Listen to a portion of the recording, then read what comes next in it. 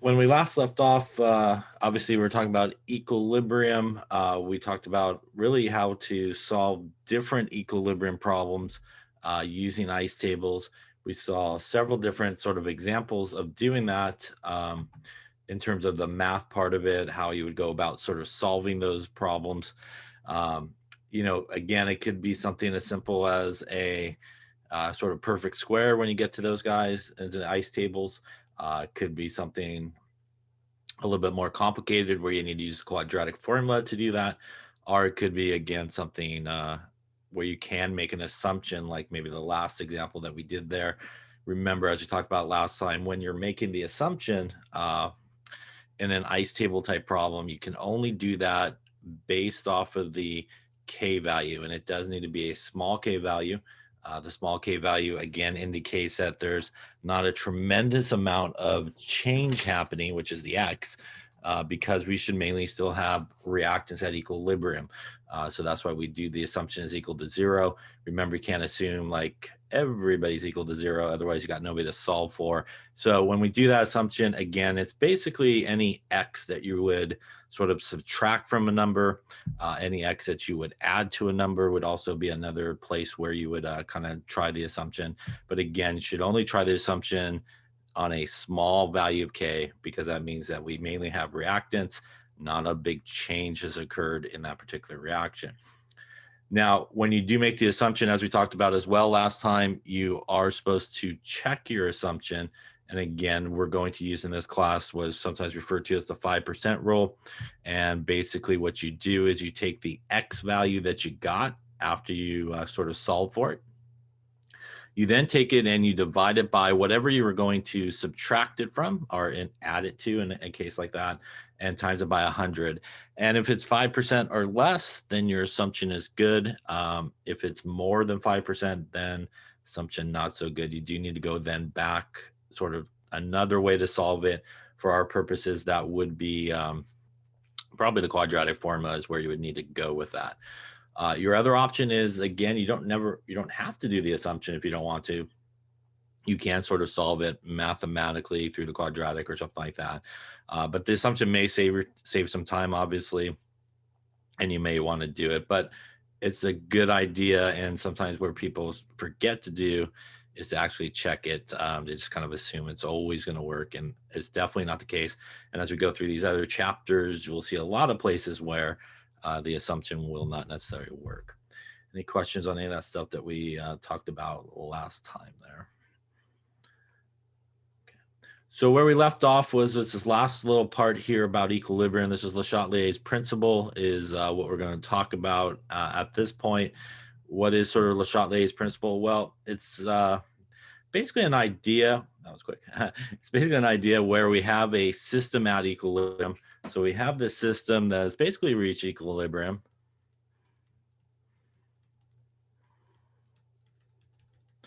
And then basically what happens is you kind of do something to stress it out. So you add some type of stress to it. And what it does is it pretty much messes up the equilibrium.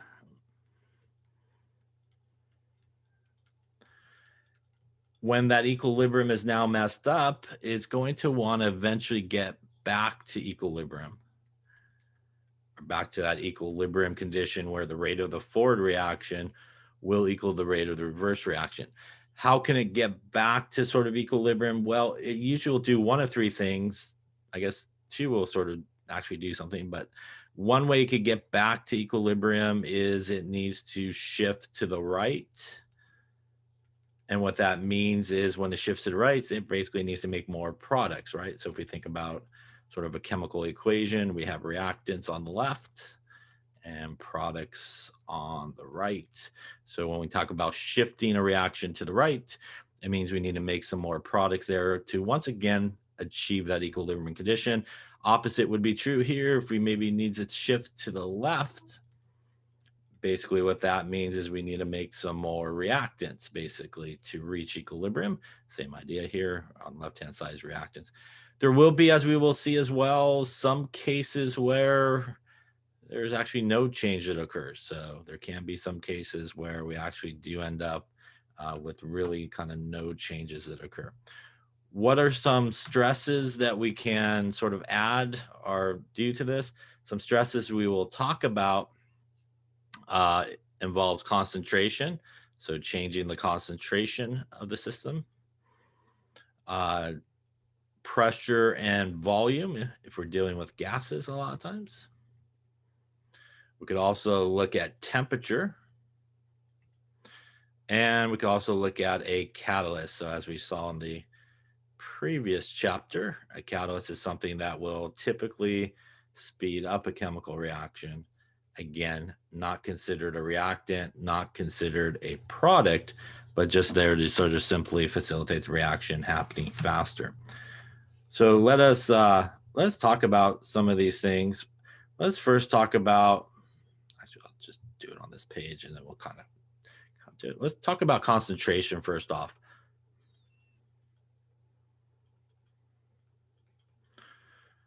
So when we sort of change the concentration or play with concentration, there's pretty much, I guess, two things you could do. You could pretty much either add more with an A,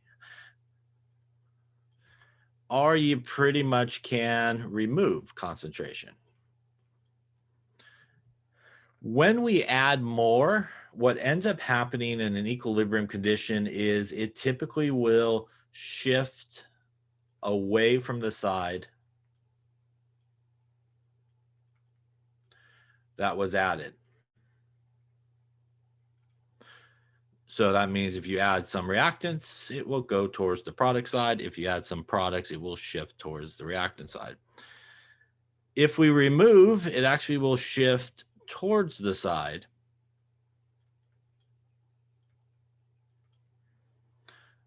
that was removed.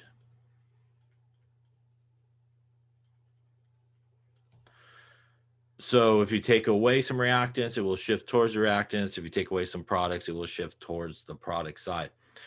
So if we just sort of take, for example, if we kind of do some award-winning stick figuring here we go. Say we got a couple guys here on the seesaw. We'll do advanced stick figures with faces. There we go. Well, so the guy on the left is our reactants. Guy on the right is our products. And let's just say that we added some more products here. What's going to happen in this particular case is this sort of situation. We have now sort of messed up the equilibrium.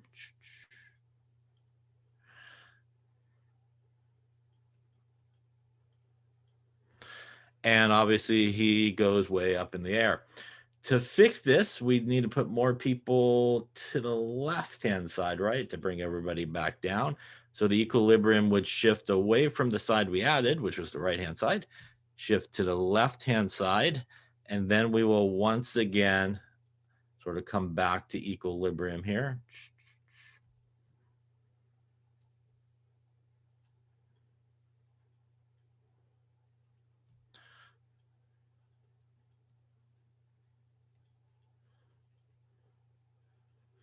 So kind of equilibrium position 1, messed up equilibrium, adjusted to come back to equilibrium position number 2. Again, up here, rate of forward and reverse equals each other, not so much here. And then by the time we get back here, we have again reached that system at equilibrium. How do we add more? Well, that's pretty simple, right? You go to the shelf and you pretty much dump it into the beaker, right? So whatever that's pretty much how we can add more reagents in most cases. Now let's take a look at this sort of situation. If we do maybe the opposite there. So if we again start out over here with our two guys up here.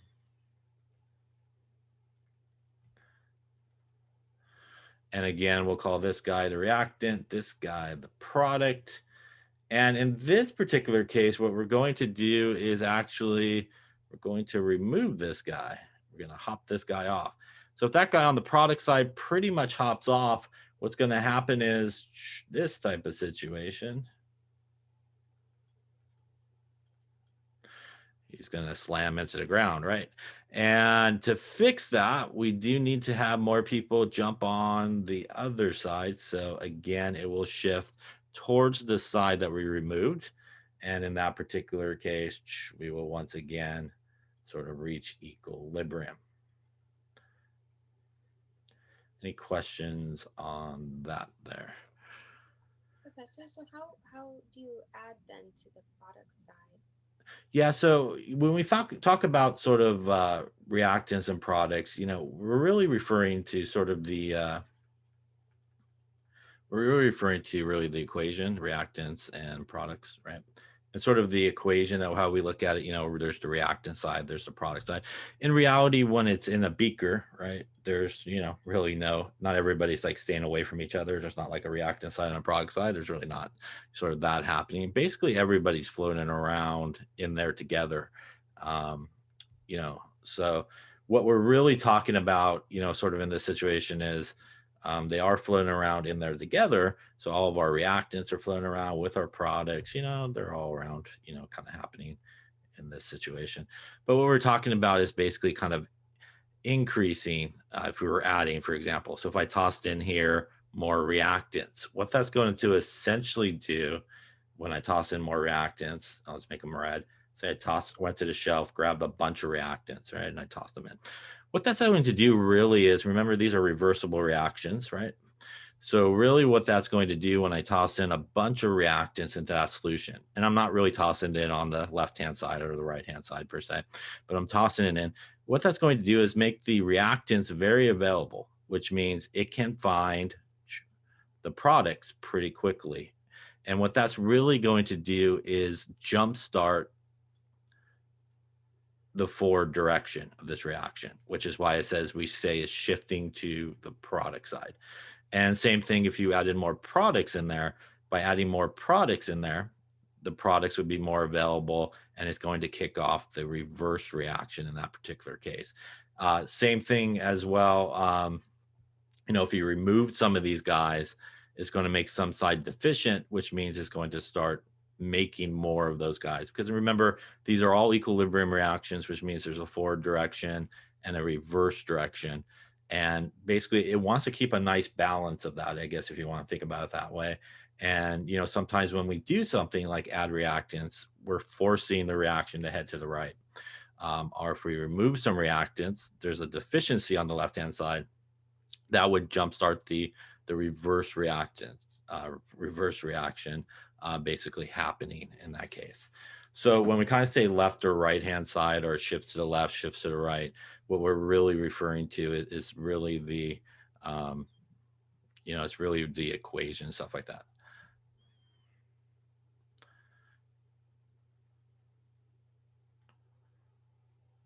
It is possible, it is possible to add more products off the shelf. It is, or a source of it. So for example, let's just say, for example, let's say you made like an equilibrium involving, say, silver chloride.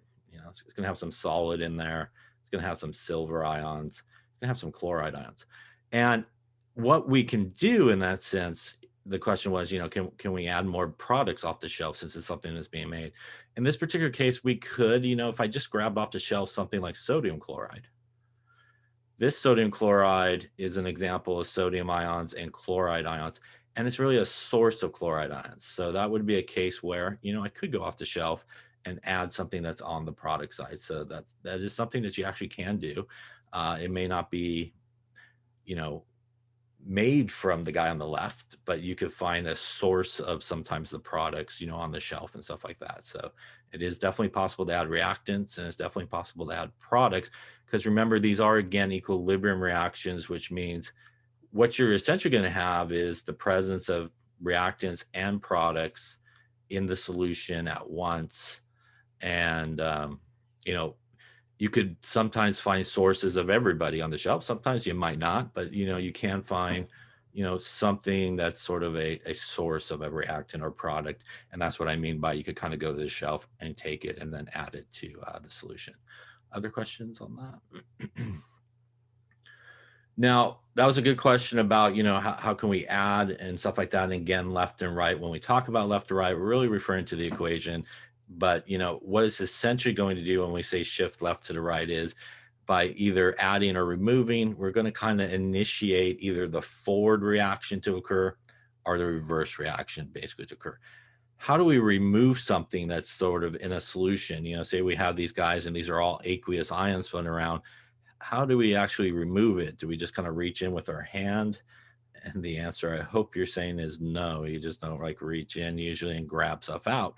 Clearly, if it's a solution, there's kind of nothing to reach in and grab out in most cases. Otherwise, you shouldn't put your hand in there, obviously. So how do we remove stuff? So one way that we could very commonly remove something from an equilibrium is to form a precipitate. So this also would be a situation where you would probably go to the shelf, you would grab a reagent, you would toss it in. And maybe whatever you are tossing in to this equilibrium or solution will react with something that's floating around. And when it reacts with something that's floating around, perhaps it will make a solid. So why would making a solid effectively remove something? So if you remember, there's two things that are not included in the equilibrium, and that is a solid and things that are a liquid. So by reacting, and that's usually how you could do it if you have a system at equilibrium and you as a solution, obviously, and you add something that makes a solid, that's effectively reaching in there and basically grabbing it out of the equilibrium because you made a solid. Another way that you can sort of reach in and sort of grab something out involves actually a liquid. And unlike a solid, when you make a precipitate, you could definitely look at the beaker and go, I made a solid, so I obviously did something. A very common way that you could look at something and maybe not be able to recognize or see that you made something is actually the formation of water. So that's a common way that we can remove things from a solution. Water, which is a pure liquid, would not be included in the equilibrium constant. So if you make water, it is like removing things. What would it be removing? Well, you might know that water is essentially thought of sometimes as H plus and OH minus. So if you have any type of equilibrium reaction that has either H plus in it or OH minus in it, if you add either an acid or base, depending on the situation, you will most likely form water. And that water would be, for example, like removing H plus, or it may be like removing hydroxide. So those are two very common ways that you could actually remove something from the solution. One, make a precipitate, so add something that makes a solid and effectively remove something from the equation. Or B, add something like an acid or a base to a equilibrium that contains either H plus, H3O plus, or OH minus, and you will effectively make water, which is like removing H plus or OH minus. Any questions on concentration? So AA is a good way to remember that, add away. And obviously if you remove, it goes towards it. And again, like I said, in the beaker, there's no like left side or right side. But when we kind of talk about it, we talk about it in relationship to the actual balance equation. It's going to shift to the left or right. And again, really what that means is, like I said earlier, we're essentially going to either kind of kick off the forward direction of that reaction or kind of kick off the reverse direction. Any questions on that there? Okay. Now, another important sort of relationship in terms of Le Chatelier's principle, a lot of times we'll deal with pressure and volume. And they're oftentimes sort of tied together. And perhaps you'll remember your conversation of gas laws, maybe, and our good friend Boyle, right? That's like a P1 V1 equals P2 V2. The relationship that we see with like Boyle's law, for example, is as the pressure goes up, the volume goes down, and kind of vice versa. As the pressure goes down, the volume will go up. And in a situation where you have an equilibrium that involves gases, these guys are oftentimes sort of tied together. And basically, if the pressure goes up, the volume will go down. And what that essentially means is kind of the change that's occurring is if we sort of decrease that volume way down here. Now all of our gas molecules are obviously very near each other.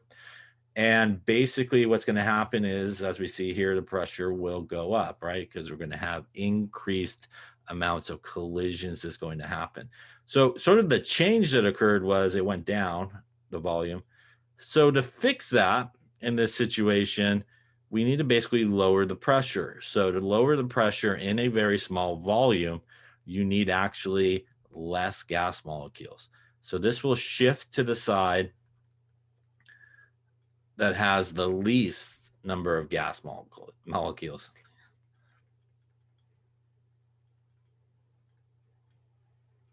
So by shifting to the side that has the least number of gas molecules, we're going to lower the amount of gas molecules in that very small volume, and thus we should lower the collisions. And again, pressure started going up. That should kind of bring the pressure back down by lowering the number of gas molecules and those collisions. Opposite would be true here. If we decrease the pressure, that means the volume will increase. And if we kind of look at sort of the same situation, if we took the volume way up here and we just had these gas molecules flying around, there's going to probably be less collisions. Less collisions will cause the pressure to come down, like we just talked about. So the sort of change that's happening is pressure is coming down. To fix it, we kind of want to bring the pressure back up. So what it's going to do is shift to the side with more gas molecules. So more gas molecules will increase the number of collisions and bring that pressure back up. So we'll shift to the side with more gas molecules. Obviously, this is reaction dependent as to which side has more or which side has less. Um, you have to kind of look at it and determine it. So let's just say, for example, we had like 2A, that's a gas, plus 3B, that's a gas, goes to 4C, that's a gas.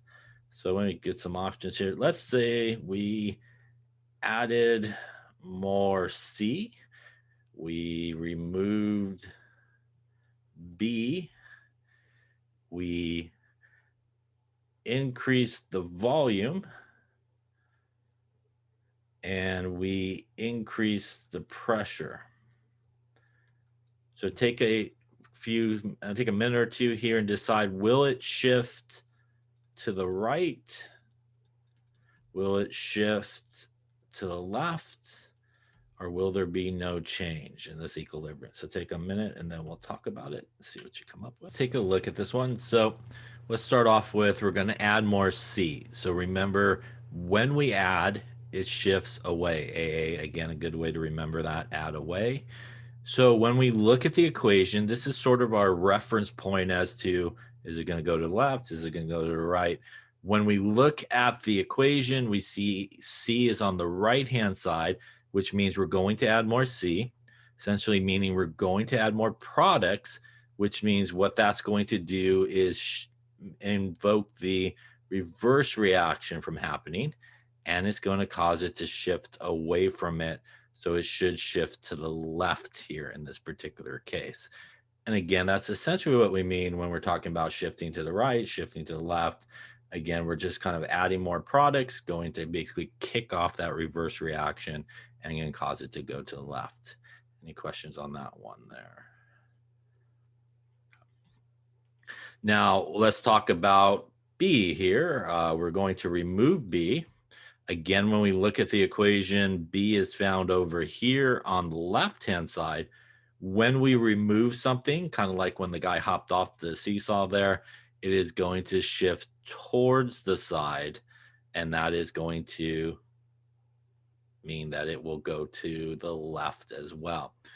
Again, the idea here is we're going to create sort of a deficiency on the left-hand side. That also is going to force the reverse reaction basically to occur. And that's what we mean by when it shifts to the left. If I increase the volume, that basically means that my pressure will decrease.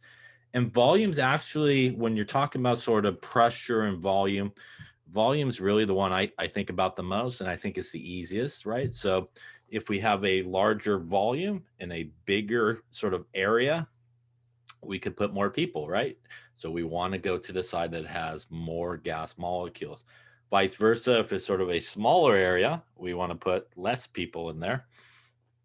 So in this particular case, because the volume is large, we want to actually fill it up, if you want to think about it that way. So we want to go to the side with more gas molecules. So in this particular case, what we want to do is essentially count up how many gas molecules we have on each side.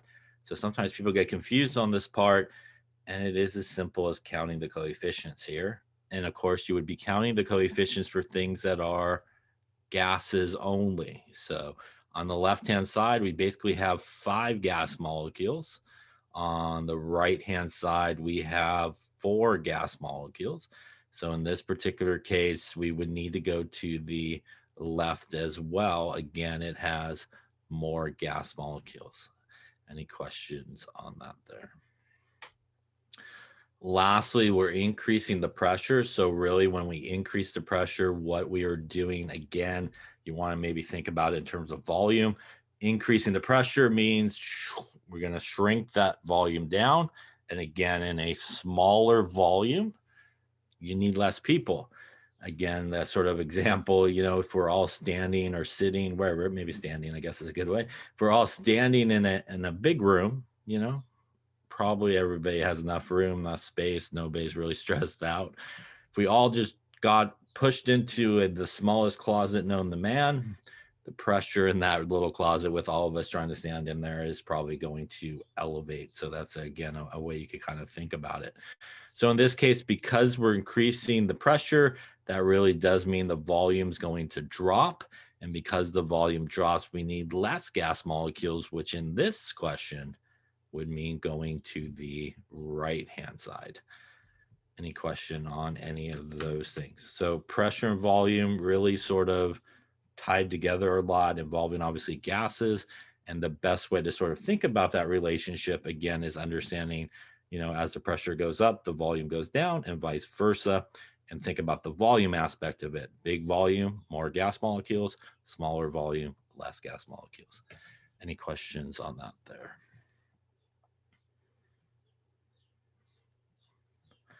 Okay, so we talked about concentration. We talked about pressure and volume. The next kind of major thing that affects sort of equilibrium or shifts in equilibrium is actually temperature. So let's talk a little bit about how we deal with temperature here. So temperature basically works the same as concentration,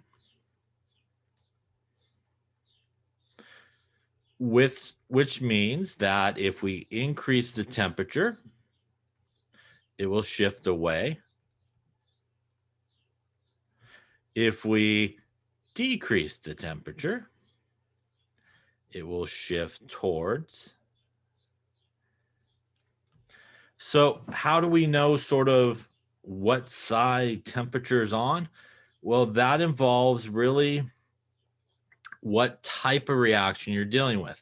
That involves whether it is a exothermic reaction, which means that obviously heat and energy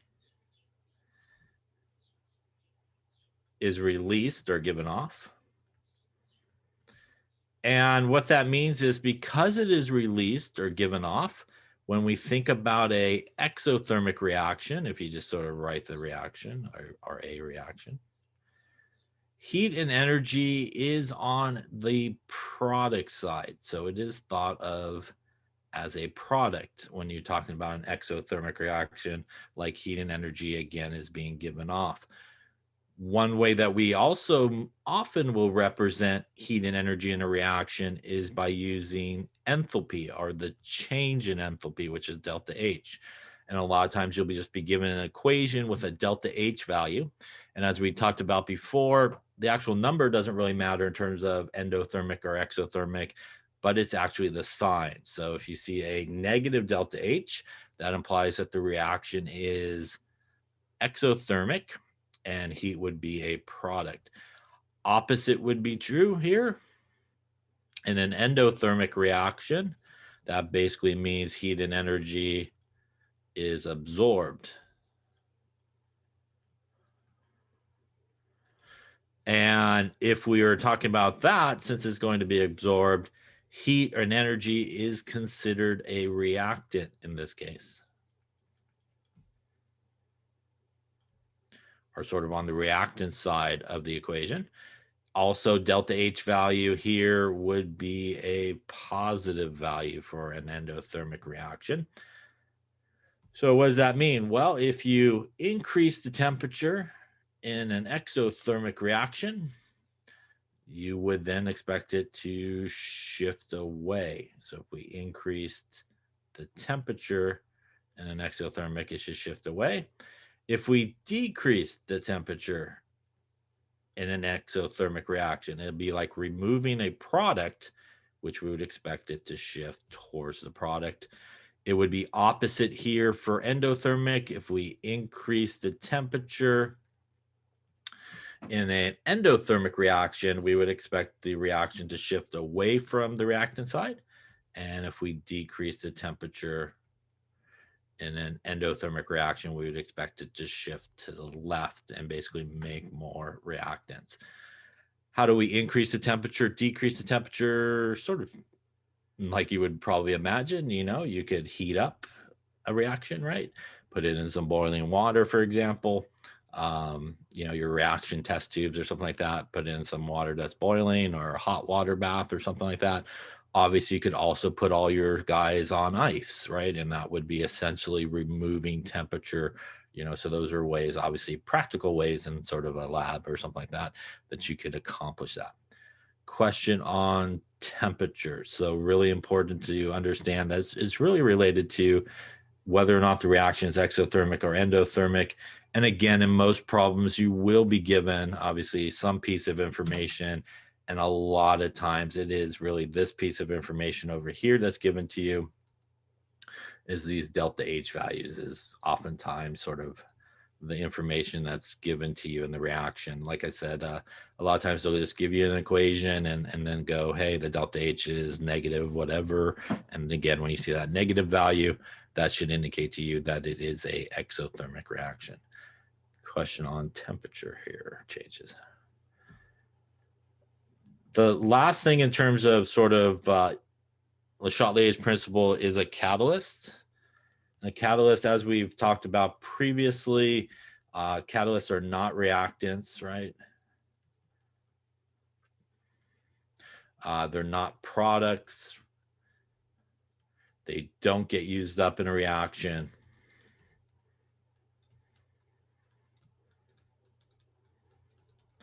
They're just there for the most part, in most cases, to facilitate the reaction occurring faster. And in terms of sort of Le Chatelier's principle and shifting to an equilibrium, they actually will have no effect. So no effect or no change, sometimes referred to. So they'll essentially just cause no change to occur. And that is a possible answer sometimes when you're dealing with Le Chatelier's principle. And they'll just kind of get to equilibrium faster, but it won't really cause it to kind of go to the left or go to the right. Any questions on that there? Okay. So these are some of the things that we just talked about. Whoops. Again, concentration will shift away from the added component. It will actually go towards the side that you removed it from. Temperature, again, will be either exothermic or endothermic, depending on sort of the delta H given to you, and that will determine which way it will shift. Remember that out of all the sort of changes that you can do to an equilibrium, it is actually only temperature that will change the value of the equilibrium constant. So temperature will change the value of the equilibrium constant. Everybody else will not have an effect on the actual value of it.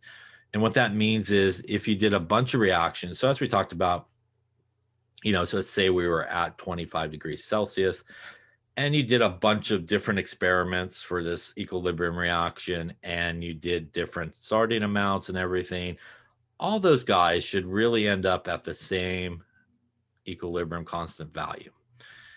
If you then did the exact same reaction at, say, 50 degrees Celsius, you did these 3 different sort of trials or experiments, all 3 of these guys at 50 degrees should have the same K.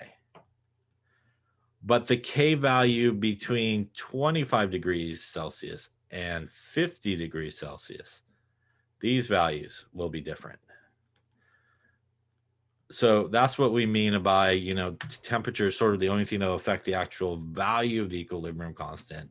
If you keep the temperature constant, you'll end up with the same equilibrium constant, hence why it's called equilibrium constant, because it will always end up sort of at the same proportion of products to reactants, no matter what you start with. But again, when you sort of change the temperature, you're changing the energy, you'll get a different proportion of reactants to products that will occur in comparison to the different temperature comparisons, not to like the different amounts or anything like that. So again, temperature out of every change that you could do is the only thing, again, that will absolutely affect the number value of the equilibrium constant. But again, once you make that change, it should again hit sort of constant value for that temperature. And again, as long as you don't change that temperature again, you should end up getting constant values at that particular temperature. Pressure, as we talked about, again, a good way to think about pressure is that sort of pressure volume sort of relationship. And again, larger volume means lower pressure. Larger volume means we could put more gas molecules in there, and vice versa there. A smaller volume usually results in a larger pressure or an increase in pressure.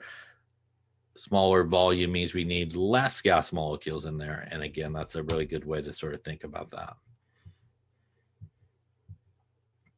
So let's just say we have this one here, and I'll just write up some examples and give you a chance to think about them.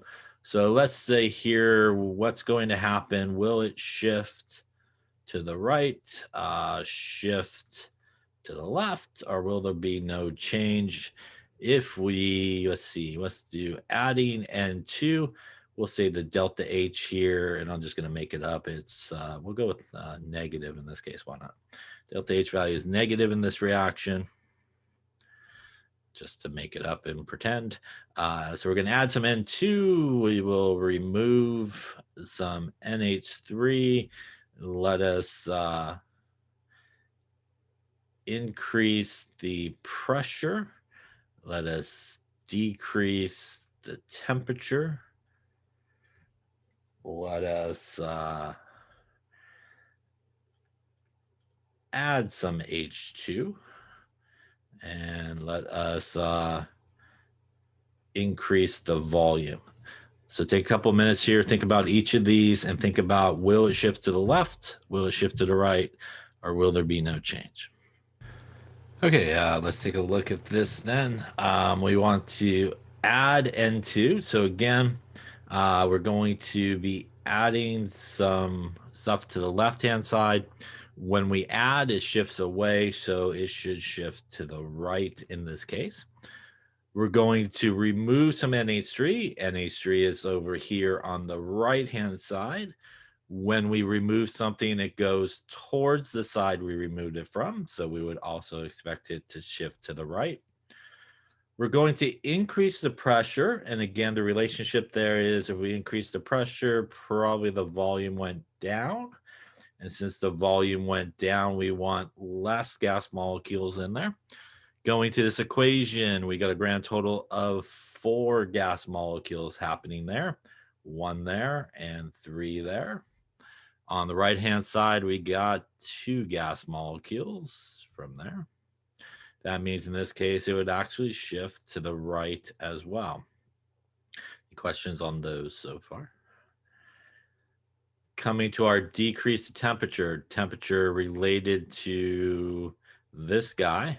This guy here, our delta H being negative, tells us it's exothermic, which more importantly tells us that it is going to be on the product side as it's exothermic.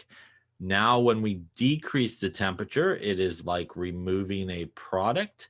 So removing a product will cause it to shift to the right. made up everything shifting to the right, apparently. Let's see if we can get something to the left. I don't think so. We're going to add some more H2. H2 is over here on the left. Add away.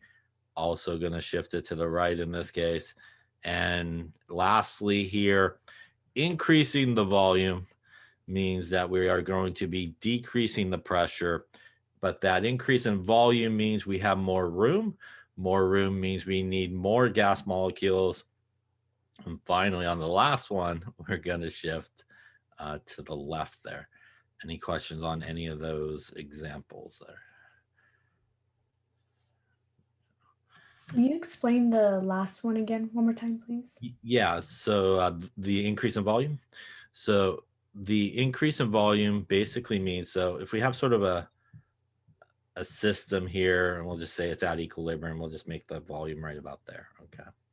So it's reached equilibrium. It's got a certain number of gas molecules.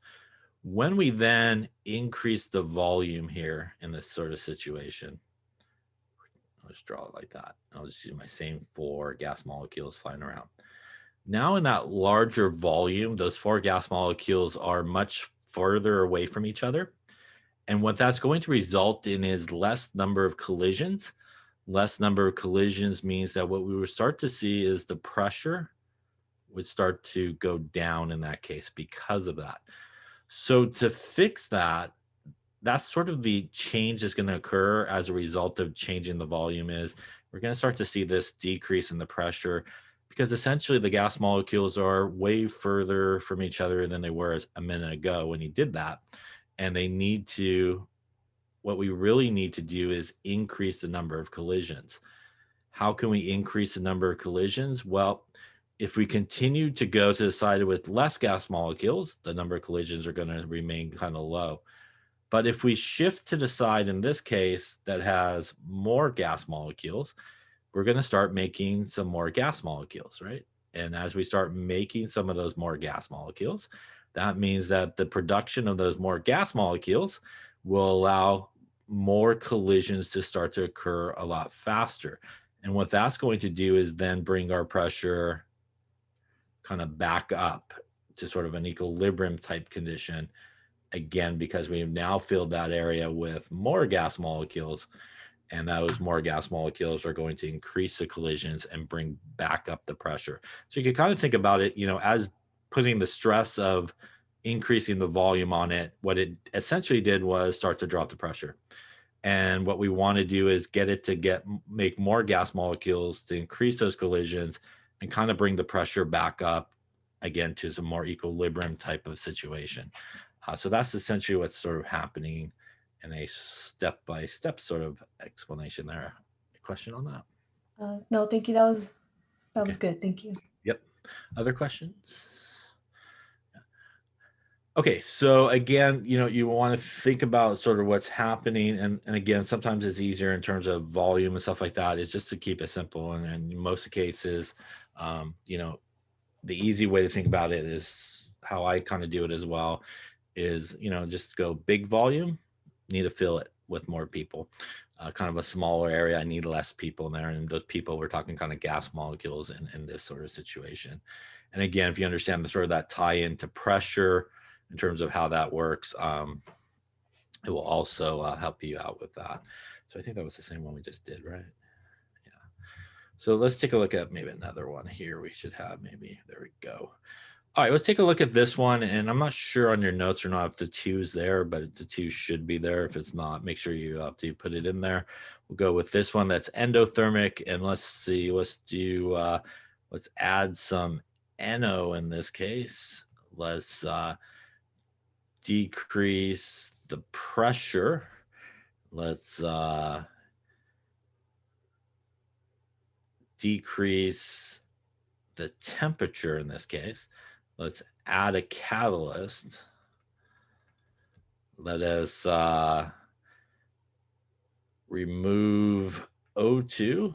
Let us add N2. Let us then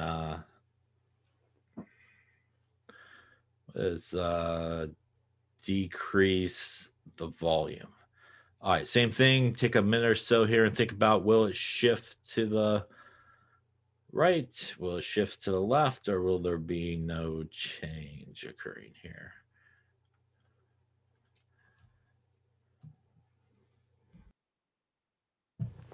Okay, let's take a look and see. So here we're going to add some NO. NO is over here on the product side. When we add, we go away from it, which means it should shift to the left. If we decrease the pressure, that means the pressure goes down, volume goes up. So we're looking at probably a larger volume, which means that we want more gas molecules. In this case, if we count up gas molecules on the left-hand side, there are 2. Coefficient here is 1 for each of them. On the right-hand side, coefficient is 2.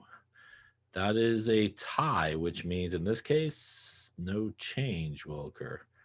Again, there is no side in this case that's more gas molecules. There's no side that's less gas molecules.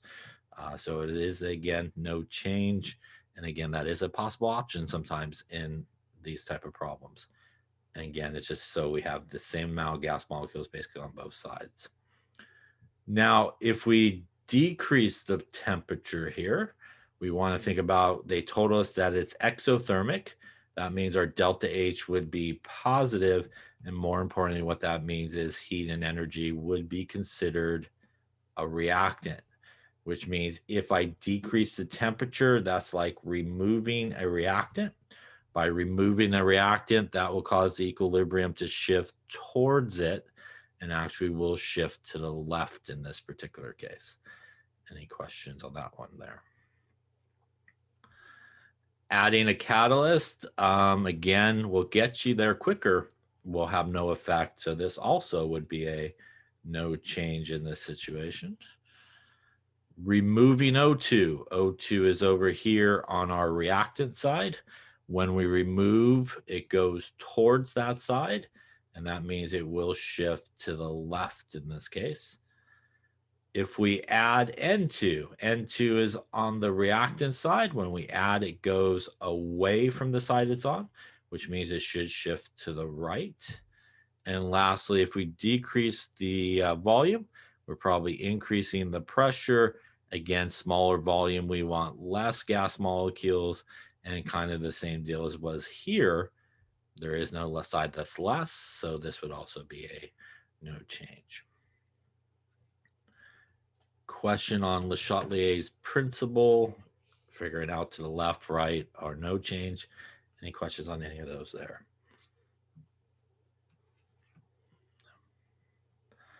Okay. So that should wrap up the equilibrium chapter. So with that, we are done with the equilibrium chapter. And again, obviously you do need to figure this stuff out in terms of Le Chatelier's principle. In most cases, again, obviously the equation would be given to you. For the exothermic, endothermic, again, in most cases, probably delta H or the enthalpy or the change in enthalpy would be given to you. And again, sometimes people get confused about that sort of left and right. Again, referring really to the equation as to which way we're talking about. Any questions on that? Okay, so that wraps up equilibrium, along with some equilibrium towards the end. So let's first talk about acids and bases. Acids, they have the acid title there behind the orange, it looks like. So that is acids that is hidden behind there. Acids, they have obviously a sour taste. Things like vinegar, for example, is acetic acid, which is a weak acid. Things like citrus fruit contain citric acid. They typically react with metals to produce hydrogen gas. You're probably familiar with this in that type of single replacement reaction. For example, if we take some zinc and we add it to hydrochloric acid, zinc would come in and kick out the hydrogen in that case and make a new ionic compound. And when that hydrogen comes out, it comes out in its molecular form, which is hydrogen gas. And if you did this, obviously you would see bubbles and stuff like that. You probably have seen it. The zinc eventually will dissolve and things of that nature. So, that single replacement reaction is a very common one that you probably have seen. Remember, whatever is coming in is essentially more reactive than what it's replacing. So in order for this reaction to come in, by the way, this guy is a positive negative guy. That's why he replaces the positive guy. He's more reactive. They also react with carbonates or bicarbonates to produce carbon dioxide in a reaction that you probably have also have seen before. Take a little sodium carbonate and maybe some hydrochloric acid. You will produce H2CO3 plus a little sodium chloride here, maybe a 2 there, maybe a 2 there to balance. But what essentially happens is this guy here, this guy is carbonic acid. Carbonic acid then rapidly goes through a decomposition reaction and produces water and CO2, kind of like the plop, plop, fizz, fizz type of thing that you maybe see like an Alka-Seltzer or something like that. Those bubbles as well as the CO2 bubbles sort of happening. Bases, on the other hand, they have a bitter taste. Obviously, you should never taste an acid or base in a laboratory or anything like that. They do feel very slippery.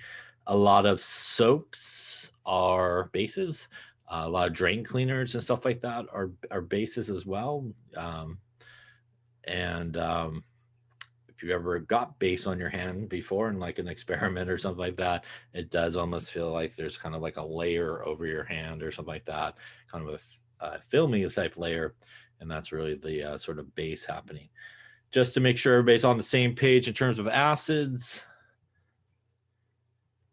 and in terms of naming acids, just give you the Cliff Note version here of nomenclature. You should hopefully know this, but this way at least you won't hopefully say that thing in terms of the acid. If you remember, hopefully acids are named basically based on oxygen. So really, when you go to name an acid, it is based off of oxygen. And the answer is no to that. Like there's no oxygen in the formula. Then it starts with hydro, something ic acid, like HCl. No oxygen in that formula. This is hydrochloric acid, HBr. No oxygen there. This would be hydrobromic acid.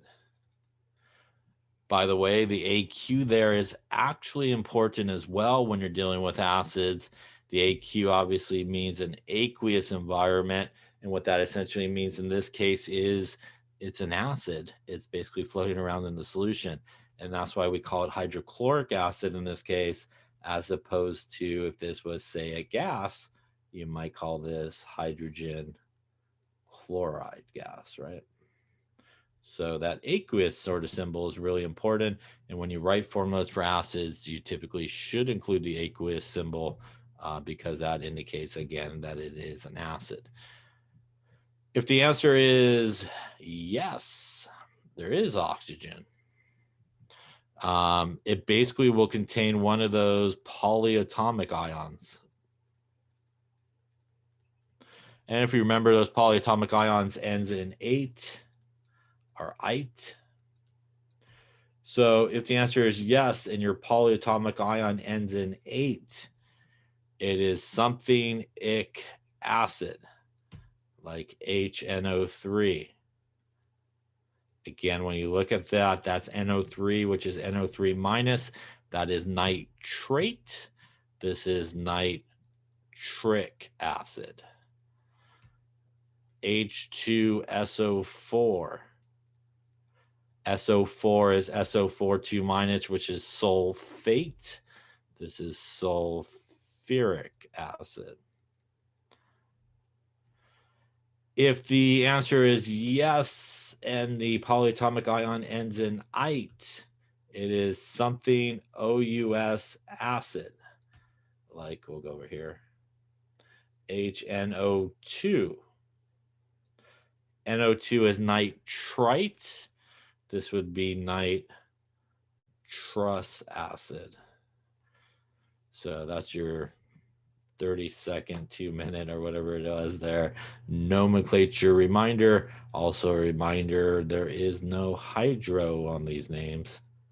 So if you're saying hydro, there better not be oxygen. Hydro is only used for oxygen. So make sure that you only use this in the correct application. And then again, it's for those guys that do not have, obviously, oxygen in there.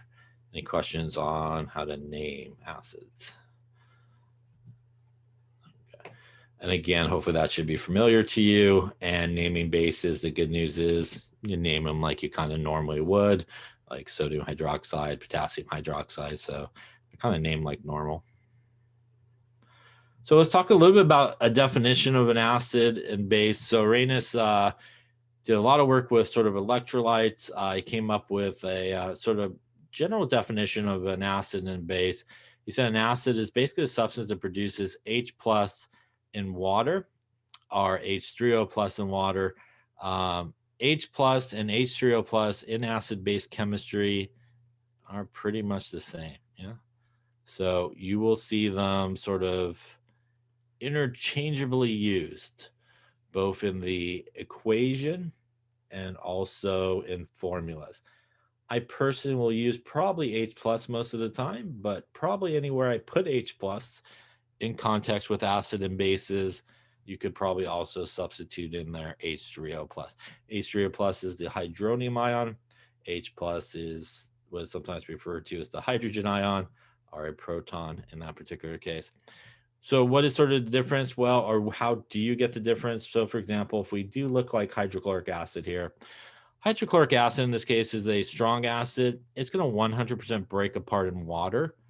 But if you chose to include the water in your chemical equation, what's going to happen is the water will basically pick up that H plus and make the H3O plus, and we'll have Cl minus. You can write this exact same, and I won't say reaction, but exact same dissociation of an acid here by simply writing HCl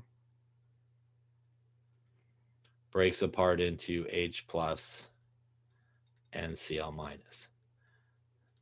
Top equation and bottom equation, they're equivalent to each other. Only difference is in my bottom one, I did not include this water.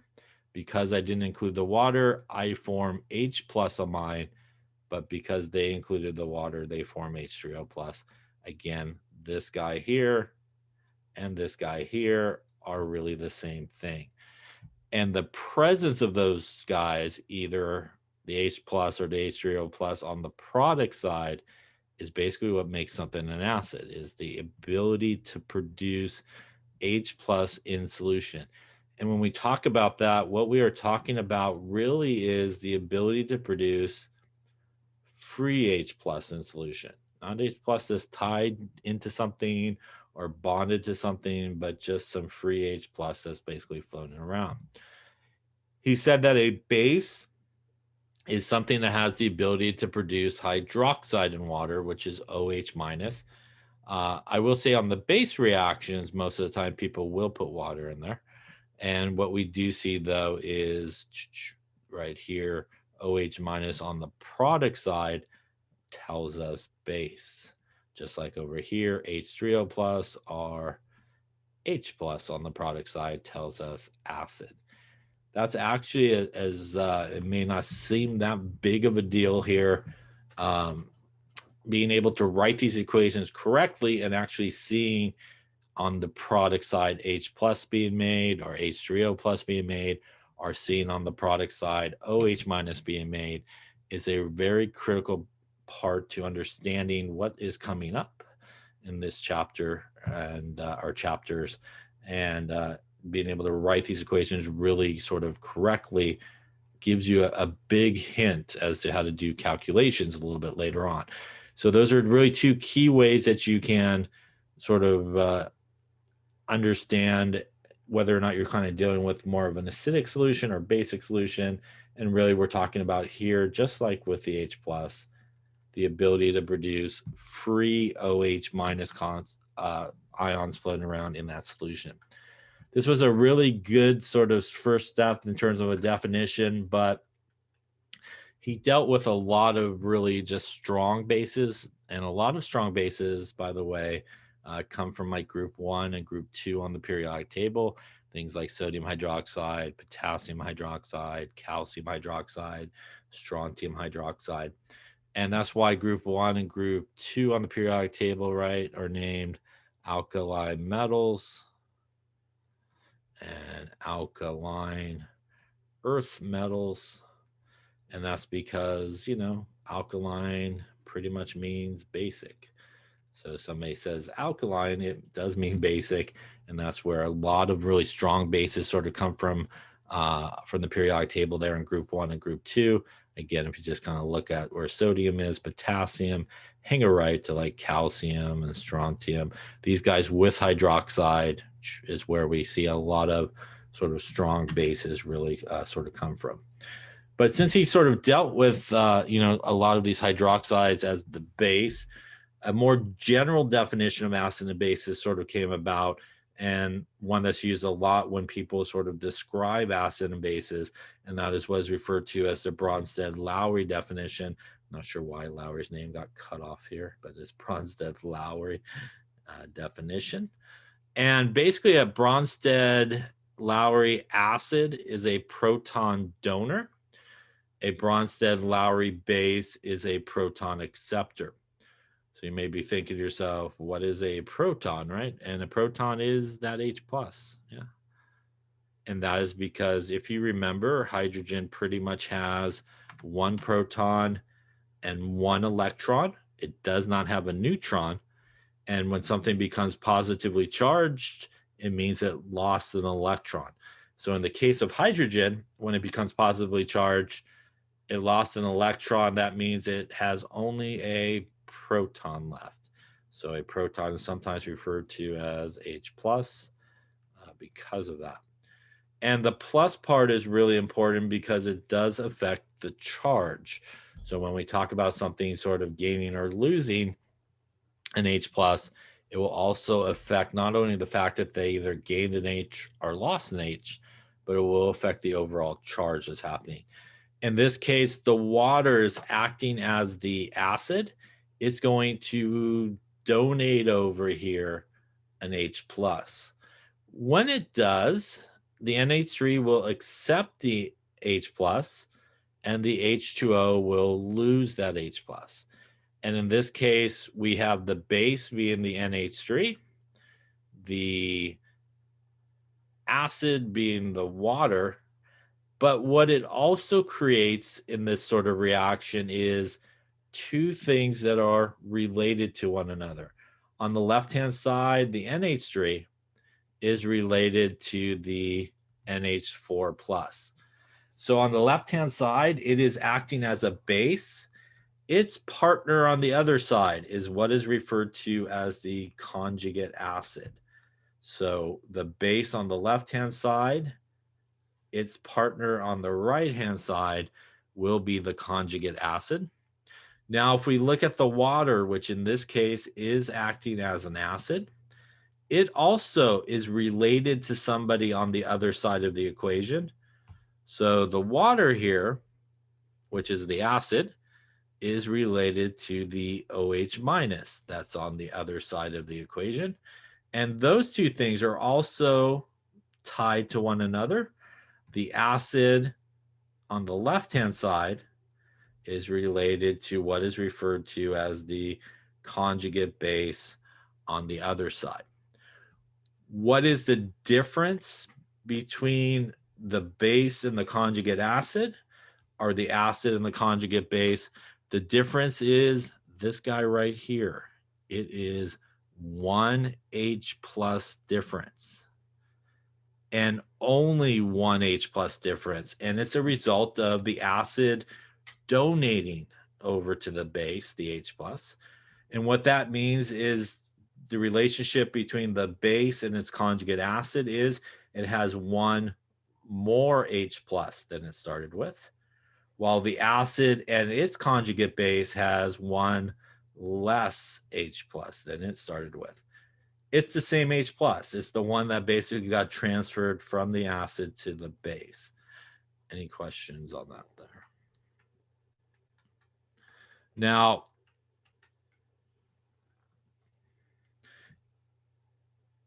in this case, and in most cases, when we're dealing with sort of reactions of acid and bases, we always pretty much 100% of the time on the left-hand side of the arrow, that is where we find our regular acid and bases.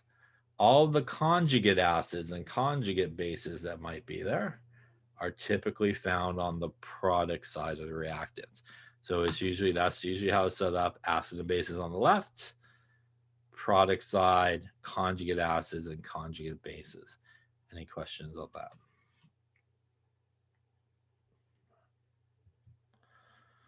All right, so take a second here and decide, are these guys related to each other? So are these guys an acid conjugate base pair? See what you come up with. And the key here is, are they related to each other by one H plus only?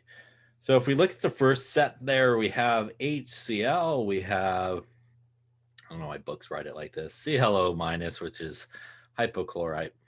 And are they related to each other? Well, there is definitely a difference of 1H plus, but there's also a difference of oxygen. The guy on the right has oxygen. There is no oxygen here. That means that they are not related to each other. They would not be a conjugate acid-base pair. Let us take a look at number 2 here, H2SO4 and SO4 2 minus.